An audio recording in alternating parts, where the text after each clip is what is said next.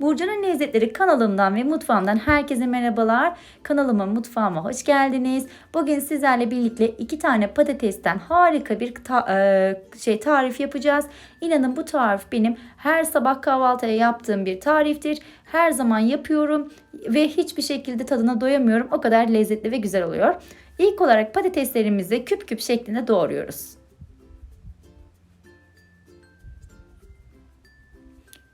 Patateslerimizi ben kabuklarını soyduktan sonra iyice bir şekilde yıkadım. Size yıkayıp doğrayabilirsiniz ya da doğradıktan sonra tekrardan yıkayabilirsiniz.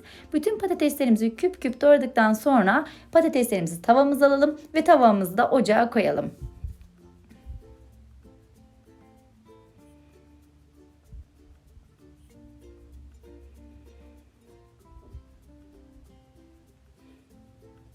Tavamızı ocağa aldıktan sonra içerisine bir miktar kadar zeytinyağı döküyoruz ve ocağımızın altını açıyoruz.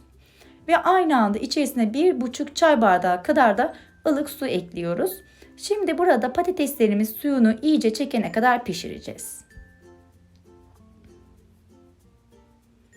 Şöyle söyleyeyim, ben bu yumurtayı patatesle bu şekilde yapmaya başladığımdan beri inanın benim en favori tariflerimden birisi oldu. Size de mutlaka tavsiye ederim.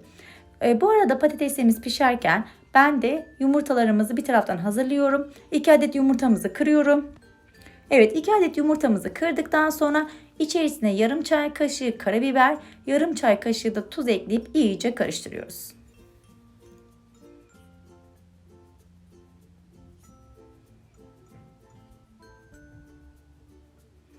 Evet, bu arada patatesimiz de kaynamaya başladı. Kaynamaya başlayan patatesin içerisine yarım çay kaşığı kadar da tuz buraya ekleyeceğiz ki patatesimiz de tuzla beraber güzel bir şekilde pişsin.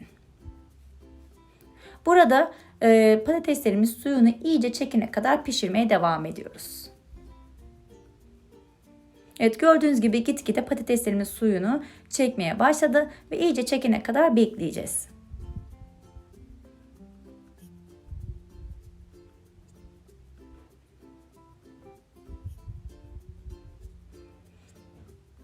Evet, patateslerimiz suyunun hepsini çekti. Şöyle bir karıştıralım ve karıştırdıktan sonra sizler de benim gibi bir çatal yardımı ile, mümkünse bir çatal yardımı ile patateslerinizin pişip pişmediğini kontrol edin.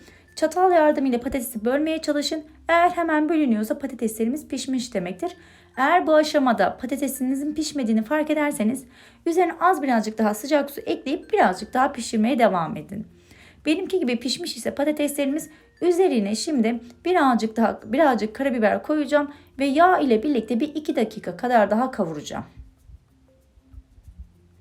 İnanın bu yumurta tarifine, patatesli yumurta tarifine en çok yakışan baharat karabiber. Tadını harika yapıyor. Hani karabiber koymaktan korkmayın. Çok lezzetli bir tat veriyor. Öyle söyleyebilirim sizlere. Evet, iyice karıştırdıktan sonra bir 2 dakika kadar da pişiriyorum. 2 dakika kadar piştikten sonra üzerine çırpmış olduğumuz yumurtasını ekliyorum.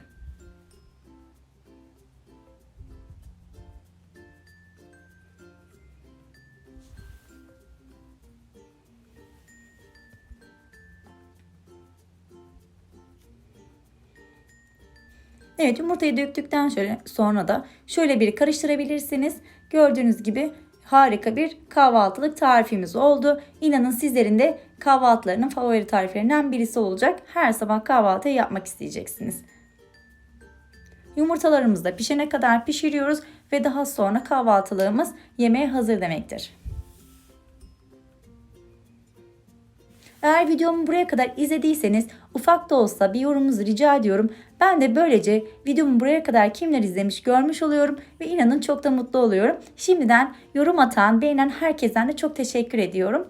Ayrıca tarifim deneyecek olan herkese de şimdiden afiyet olsun diyorum. Gördüğünüz gibi evet, patatesin kıvamını size de göstereyim. Harika oldu. Mutlaka denemeniz gereken güzel bir kahvaltılığımız diyebilirim.